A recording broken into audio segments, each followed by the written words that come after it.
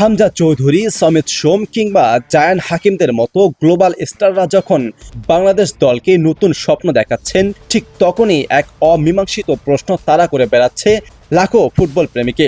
গোলপোস্টের নিচে বিশ্বস্ত হাত দুটি কোথায়? একের পর এক ম্যাচে নিশ্চিত জয়ের মুখে দাঁড়িয়ে গোলকিপিংয়ের মারাত্মক ভুলে পয়েন্ট হারানোর গল্প কি তবে থামবেই না? সমাধান আছে। সুদূর আমেরিকা থেকে এবার লাল সবুজের গোলপোস্টে চীনের প্রাচীর হয়ে দাঁড়াচ্ছেন 6 ফুট 4 ইঞ্চির এক দীর্ঘদেহী প্রজা সাইফ কেরাওলা। হ্যাঁ, আমেরিকার ফুটবল পাড়ায় ইতিমধ্যেই যার রিফ্লেক্স আর সেভের দক্ষতা নিয়ে তুমুল শোরগোল পড়ে গেছে। সদ্য সমাপ্ত বিশ্বকাপে ক্ষুদ্র দেশ কেপ ভার্দের ভাগ্য যেমন একাই বদলে দিয়েছিলেন তাদের গোলকিপার ভজিন হা, ঠিক তেমনই বাংলা ফুটবলের নতুন রূপকথার নায়ক হতে যাচ্ছেন এই তরুণ। আমেরিকায় বেড়ে ওঠা এই প্রবাসী বাঙালি গোলকিপারের সবচেয়ে বড় শক্তি তার 6 ফুট 4 ইঞ্চি উচ্চতা এবং দুর্দান্ত এরিয়াল ডমিন্যান্স।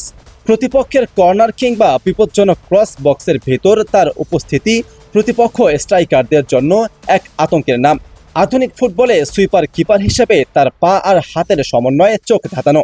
আমেরিকান জুনিয়র ও ক্লাব ফুটবলে একের পর এক দুর্দান্ত ক্লিনশিট রেখে তিনি প্রমাণ করেছেন যে কোনো দলের ভাগ্যের মোড় ঘুরিয়ে দেওয়ার ক্ষমতা তার আছে। এখন প্রশ্ন হলো, বাংলাদেশের লাল সবুজ জার্সিতে তাকে আমরা কবে দেখছি? প্রক্রিয়া ইতিমধ্যেই শুরু হয়ে গেছে।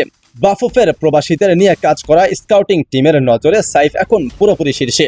যেহেতু তিনি প্রবাসী, তাই প্রথমে তাকে এনওসি এবং বাংলাদেশের পাসপোর্ট ও নাগরিকত্বের আইনি আনুষ্ঠানিকতা সম্পন্ন করতে হবে। এরপর ফিফার প্লেয়ার স্ট্যাটাস কমিটির অনুমোদন পেলেই কেল্লাফতে।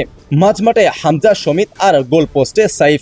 বাংলা ফুটবলের এই ড্রিমলাইন আপ এখন শুধু সময়ের অপেক্ষা। লাল সবুজের জার্সিতে 6 ফুট 4 ইঞ্চির এই আমেরিকান প্রাচীরকে দেখতে এখন মুখিয়ে আছে কোটি ফুটবল অনুরাগী। মাঝমাঠ থেকে আক্রমণ, সব জায়গায় পরিবর্তন এসেছে। এবার সময় গোলপোস্টটাকেও নিরাপদ করার। আপনার কি মনে হয়, সাইফ কেরাওলা কি পারবেন লাল সবুজের গোলপোস্টকে চিরতরে সুরক্ষিত করতে?